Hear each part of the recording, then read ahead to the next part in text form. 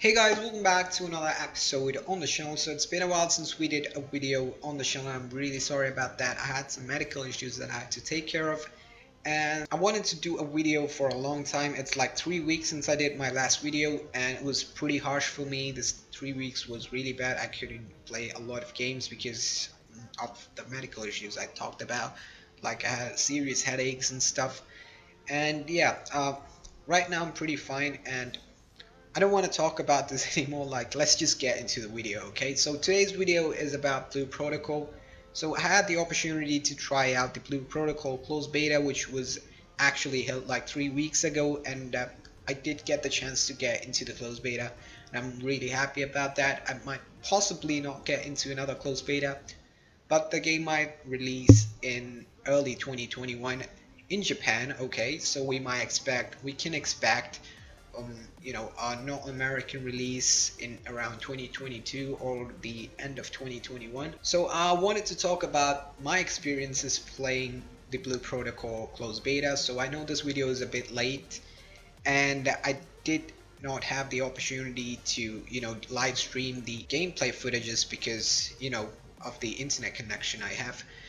But I'll try my best to talk about this, and yeah, so there was a lot of language barriers when I tried to play this game. Like, it was in Japanese and I did not know Japanese. So I had to rely on Google translate everything, and taking photos. It was pretty much pain in the ass, and the game went down in like 15 minutes after I started playing the game. So it was pretty messed up. Like, okay. But I had the opportunity to play the game for like 3.5 hours, 4 hours, I guess. And most probably I might have missed out really big parts of the game, like a lot, because I was pretty much doing group dungeons solo, and I was stupid and I couldn't do that alone, okay? So I learned about the grouping system after like 3 hours into the closed beta, and like there was only like 1 hour remaining.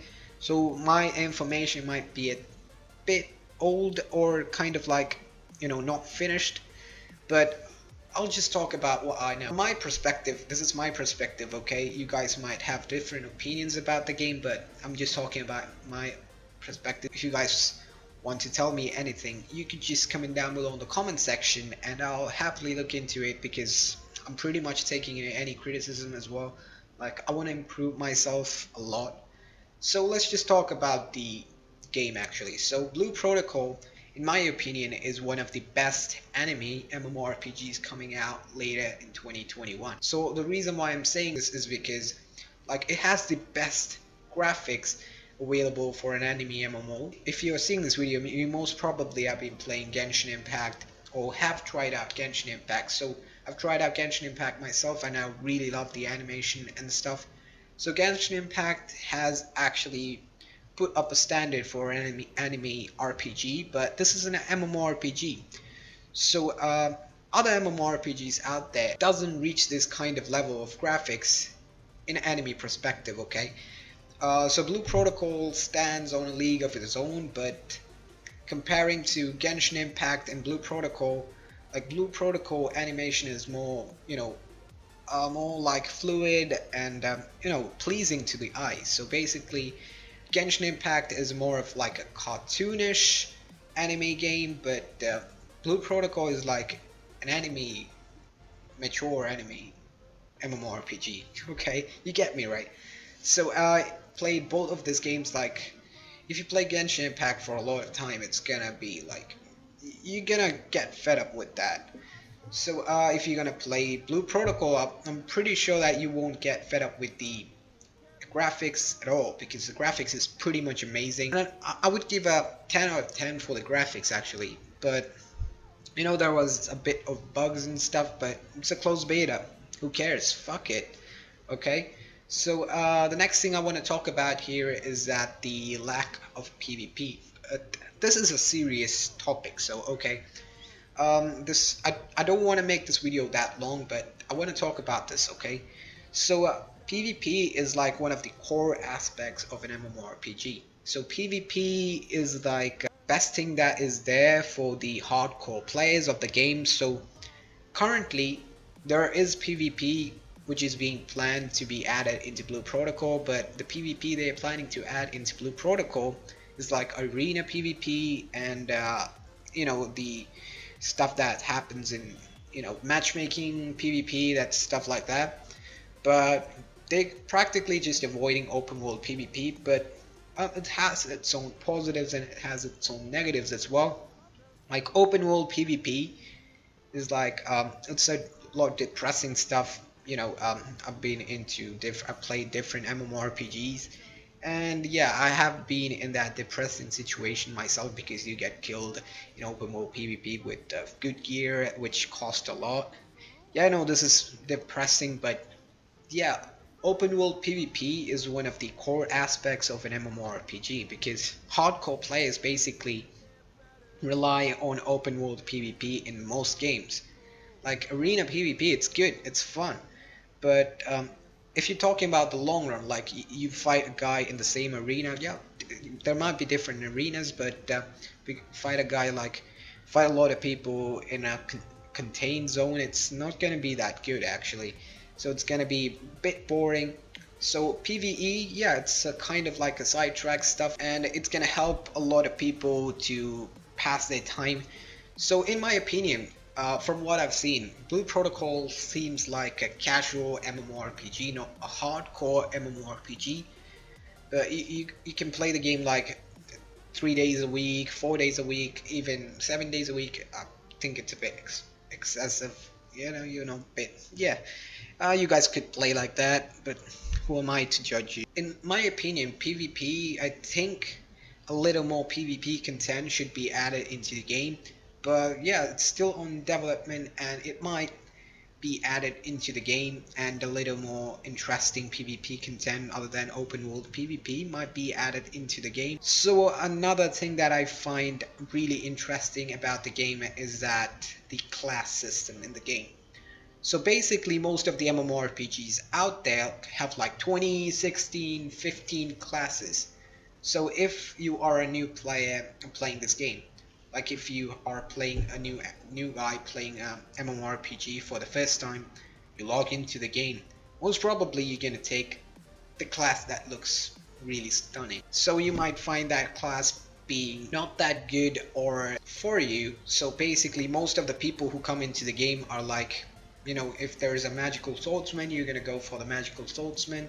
If there's a bow and arrow guy, a wizard, they're gonna go just like that. They're just gonna go into the titles which is pretty much familiar with them. In the case of Blue Protocol, we only have 4 classes, so there is not much confusion for players to choose between classes. So it's kept pretty simple, like really simple. So you could change classes if you want in between the game. So but you're still gonna level up. Yeah, you have to level up each classes with different weapons. So yeah, it's gonna be a pain in the ass as well. But yeah, this is something that you could overlook because you're given the chance to change classes in the same account. So yeah, it's a good thing. So when I talk about the classes, like the classes are pretty well designed. I've tried out the axe guy. I fucking forgot the names. The axe guy and the wizard. I haven't tried out the archer and the sword and shield guy, but still, I think the axe guy is better for the controller players. So I use my controller to play the game. So it was pretty easy, but for the mage I was like, oh my god, I have to use the keyboard because the mage, there is no auto fire in the game. Okay, so if you guys have anything, if you guys have any misunderstanding about auto fire, there is no auto fire in the game. You have to aim everything yourself. So if you're an archer or a mage, I would pretty much recommend to use a mouse. So the classes are pretty well designed, and there is rumors about a new class coming into the game. I would say that the class might be something related to a trident or a spear, something close to that. I would fucking hate if it's an assassin because that's pretty much common everywhere. So I want to see something different from Bandai Namco. So next thing I want to talk about this game is the release dates. So the thing that I really am concerned about is the release date of the game. So if the game is released in Japan in 2021, so let's just talk about the game releasing in Japan in January of 2021. So a lot of players are gonna go play the game, like a lot of YouTubers, a lot of MMORPG geeks are gonna go ahead, play the game, try it out using VPNs and stuff. A lot of Japanese players are gonna play this game. But if the game is not released in North America in the span of a year, the game's hype is gonna die out. Like, just think about it. Just new players coming into the game, and the players who are inside the game are pretty much like way over your level, 35 50 levels of value, and it's gonna be like, whoa, this is not happening. Like, this is gonna be really bad for the new players, not American players coming into the game. The Japanese players are always gonna have an advantage if the game is gonna run in a single server, which is gonna happen basically, because they did say that the game is gonna be in a single server, which is gonna be, I think it's gonna be separated into different small servers, I guess, but it's gonna be a single server game, so a lot of players are gonna be able to play in a single server, so it's gonna be really good. And so the reason why I'm telling this is because the gap between the North American release and the Japanese release must be like 6 months or 8 months.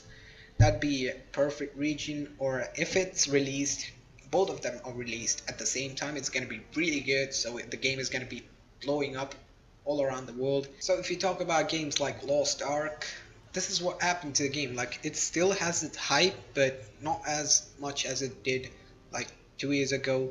Like, Lost Ark was pretty much anticipated game in not, which was released in North Korea, Russia, and Japan, I guess.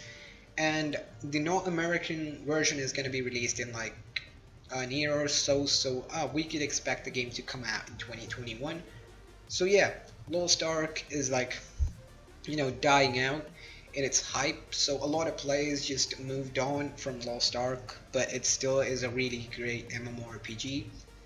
But if they did release Lost Ark, American version of the Lost Ark, at most 1 year gap, it would have been, really famous around the world actually, because the graphics, everything is pretty much amazing, and I would really love to play the game in English. So it's playable in Russian server in English, but I didn't try it out because I don't want to use VPNs again. It's gonna be pretty much bad because I use VPN to play Blue Protocol, and I pretty much had a bad time. Okay, so recording is not that really good. The release date is something that you have to think about, and I hope that Bandai Namco doesn't mess this up. Like, this is an amazing anime MMORPG that I'm really looking forward to, and a lot of players want to play this game. So we could expect another closed beta by January or February of next year. So we might have the opportunity to try out the full game at the time. And I really hope that I get into the closed beta and have the chance to play the game at the time. Let's just end the video here, and if you have any topic that you want me to look into, just comment down below in the comment section that I'll happily look into it, and I'll have a good time, helping you out. And if you guys want me to do a video on how to apply for a closed beta, if there is one happening, I will happily do one for you. So I did do one for the previous closed beta, and a lot of people did see it, and I'm really happy that it might have helped you, might have not helped you, but it did help me. Okay, so yeah, I'm kidding guys. Okay, so you guys who got into the previous closed beta, happy you. Okay, that's it, peace out.